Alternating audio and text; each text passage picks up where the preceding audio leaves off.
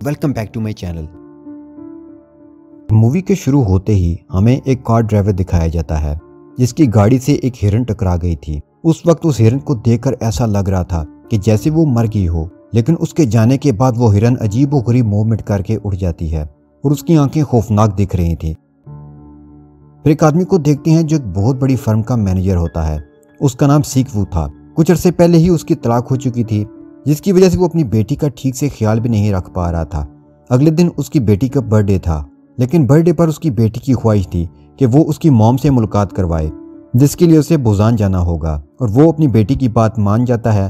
फिर दोनों बाप बेटी एक ट्रेन से बुसान की तरफ चल पड़ते हैं।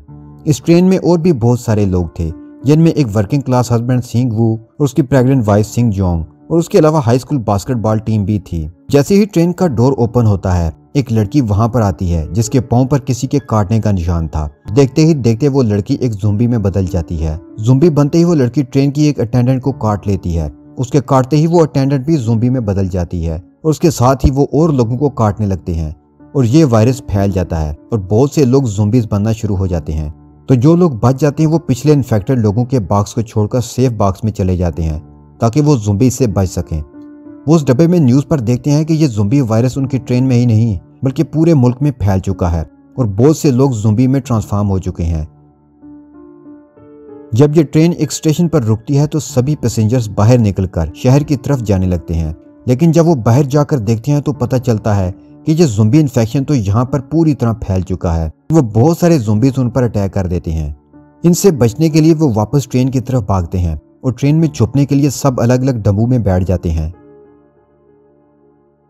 तो ट्रेन का कंडक्टर उसको बुसान की तरफ ले जाने का सोचता है, क्योंकि उन्हें इतला मिली थी कि बुसान भी इन चंद शहरों में से है जहां अभी तक ये वायरस नहीं फैला। सीक वू, सिंग हुआ और योंगगोंग रास्ता ढूंढते हुए बाकी पैसेंजर से भी मिलते हैं और ये लोग मिलकर ट्रेन के अगले डब्बे की तरफ जाने की कोशिश करते हैं। इस कोशिश में उन्हें बहुत से ज़ुम्बी से मुकाबला भी करना पड़ता है, लेकिन डब्बों में और भी बहुत सारे लोग थे जो सेफ बैठे थे।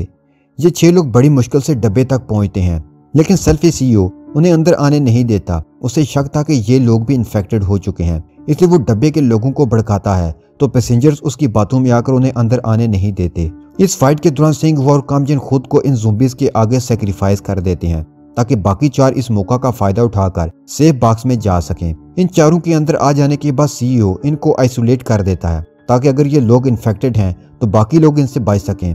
इस डब्बे में हम लेडी को देखते हैं जो कि अपसेट थी क्योंकि उसकी बहन ज़ुम्बी बन चुकी थी। वो दिमागी तवाज़ुन खो बैठती है और सेफ बॉक्स का डोर खोल देती है, जिससे ज़ुम्बीज़ अंदर आ जाते हैं और सब लोगों को काटना शुरू कर देते हैं, जिससे सब लोग मारे जाते हैं और बचते सिर्फ वो 4 लोग हैं जिनको चैम्बर में आइसोलेट किया गया था। वो थे सीक वू, स्वान और सियोंग। इसके अलावा सीईओ और एक ट्रेन अटेंडेंट खुद को बाथरूम में कैद करके बचा लेते हैं। फिर हम देखते हैं कि इस ट्रेन का रास्ता ब्लॉक हो चुका था, क्योंकि उस जगह ट्रेन की पटरियां ब्लॉक थीं, तो सब पैसेंजर ट्रेन से निकलकर किसी दूसरी ट्रेन को ढूंढने निकल आते हैं। इस तलाश में वो एक दूसरे से बिछड़ जाते हैं। सीईओ एक दफा फिर खुदगर्जी का मुजाहरा करता है। वो अटेंडेंट को ज़ुम्बीज की तरफ फेंककर खुद को बचाता है, जिससे वो अटेंडेंट भी मारा जाता है, लेकिन सीईओ को भी एक ज़ुम्बी ने काट लिया और वो भी अब ज़ुम्बी बन जाता है। फिर वो बचे हुए लोगों पर अटैक कर देता है। सीक वू उससे लड़ता है, लेकिन इस फाइट में सीईओ उसे काट लेता है। सीक वू को पता चल जाता है कि अब जल्द ही वो भी ज़ुम्बी में ट्रांसफॉर्म हो जाएगा, तो वो अपनी बेटी और सियोंग को इंजन रूम में बंद करता है और जाने से पहले वो अपनी बेटी से अपनी जिंदगी की आखिरी बातें करता है। तो जैसे ही सीक वू ज़ुम्बी बनता है, वो ट्रेन से कूद जाता है। मरते हुए वो इमोशनल हो जाता है और इन मोमेंट्स को याद करता है जब उसकी बेटी बिल्कुल छोटी सी थी। उसने उसे अपने हाथों में उठाया था। अब ट्रेन बुसान पहुंच जाती है तो वहां स्वान और सियोंग उतरते हैं और ये दोनों ही थे जो इस ट्रेन में सर्वाइव कर गए थे।